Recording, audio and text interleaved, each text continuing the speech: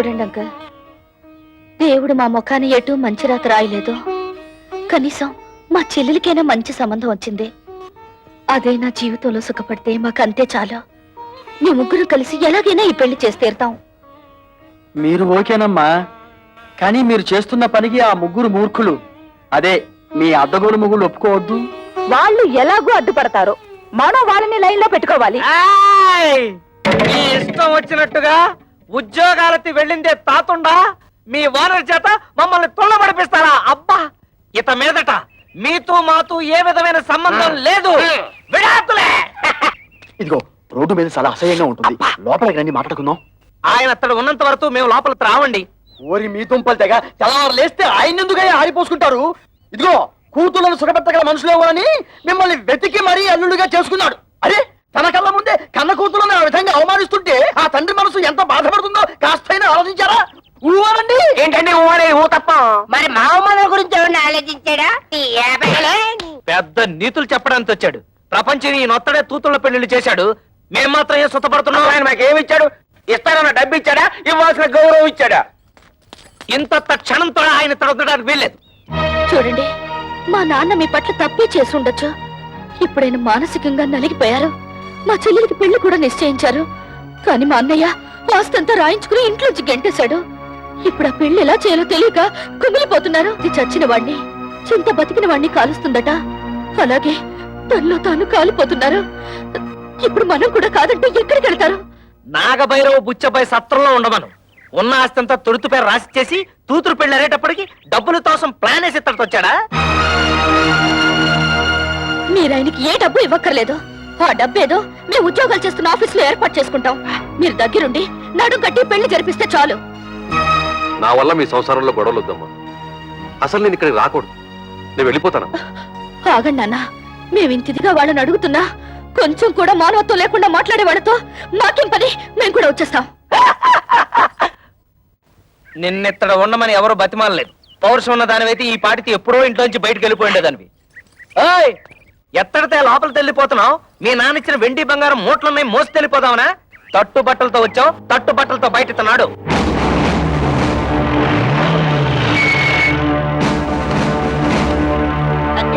మన ఇంటికి పోలీసులు వచ్చారు.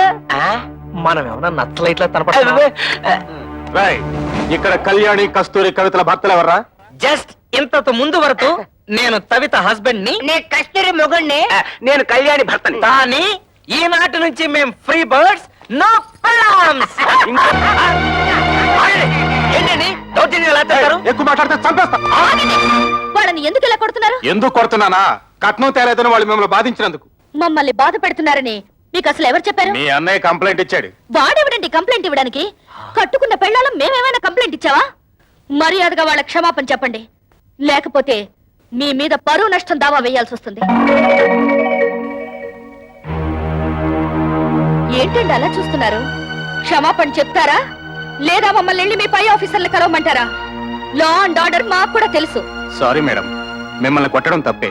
అది తొట్టడానికి ముందు ఆలోచించాలి.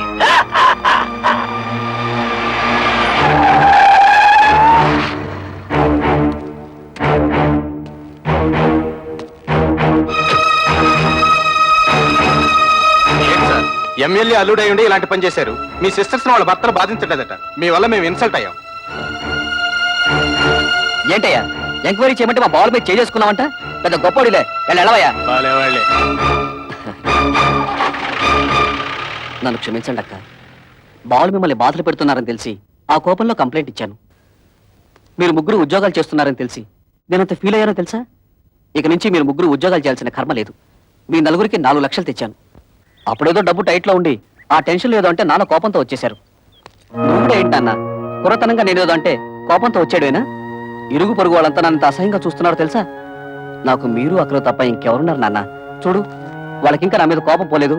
ఇదిగో ఈ డబ్బు నువ్వే నీ చేతితో తీసుకుని వాళ్ళకి ఇచ్చేసేయి. చిన్న చెల్లి పెళ్లి నేను దగ్గరుండి ఘనంగా జరిపిస్తాను. దీనికి కావాల్సిన డబ్బు నగలు ఇందులో ఉన్నాయి.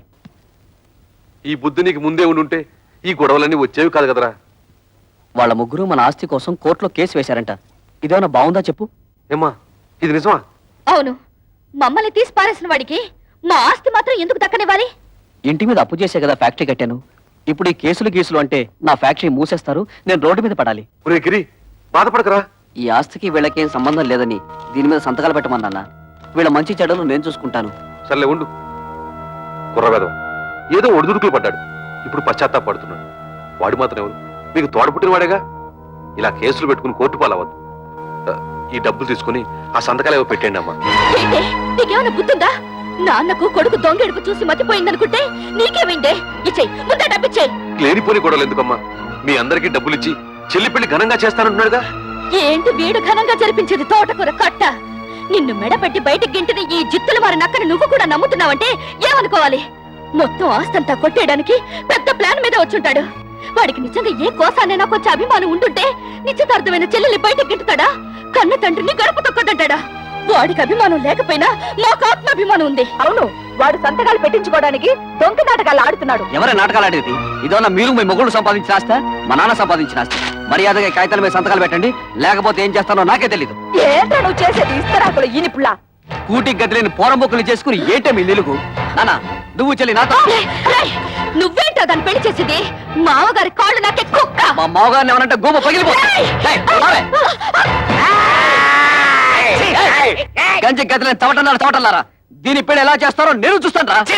కవిత, సరైన సమయంలో నువ్వు మా మానాన్ని కాపాడావు. ఇప్పుడు నీ మానాన్ని కాపాడడం నా డ్యూటీ. రెడ్ లైట్ పడినా సరే, గ్రీన్ లైట్ పడకపోయినా సరే దూస్తెళ్ళిపోతా.